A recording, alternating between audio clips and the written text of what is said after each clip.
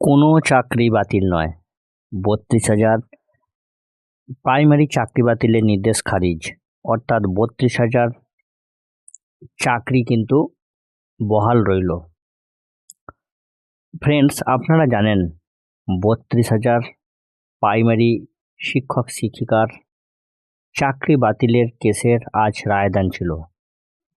রায়ে ঘোষণা করা হলো যে ৩২,০০০ প্রাইমারি টিচার এই চাকরি কিন্তু সুনিশ্চিত হলো, অর্থাৎ চাকরি বহাল থাকলো।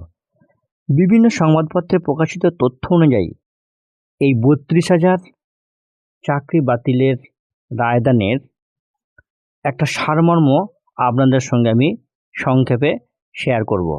আপনারা হয়তো বিষয়টা বিভিন্ন সংবাদপত্রে দেখেছেন, তো বিভিন্ন সংবাদপত্রে প্রকাশিত তথ্যের ভিত্তিতেই এই সারমর্মটা আমি আপনাদের সঙ্গে শেয়ার করছি।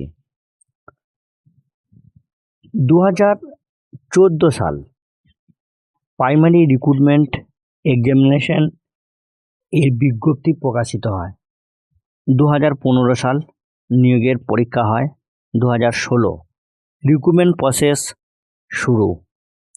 দুটো স্টেজে মোট 42,949 জনের চাকরি হয় এবং বেনিয়মের অভিযোগ ওঠে দুটো বিষয় নিয়ে, ইন্টারভিউ এবং অ্যাপটিটিউড টেস্ট নিয়ে। 2022 সাল একাধিক মামলা হাইকোর্টে যায়। শুনানি শুরু হয় বিচারপতি অভিজিৎ গঙ্গোপাধ্যায়ের বেঞ্চে। 2023 মে মাসের তৃতীয় সপ্তাহ নাগাদ 32,000 চাকরি বাতিলের নির্দেশ দেয়। এই অর্ডারের ভিত্তিতে ডিভিশন বেঞ্চে গেল পর্ষদ এবং চাকরি বাতিলের নির্দেশে একটা অন্তর্বর্তী স্থগিতাদেশ শুরু হয়।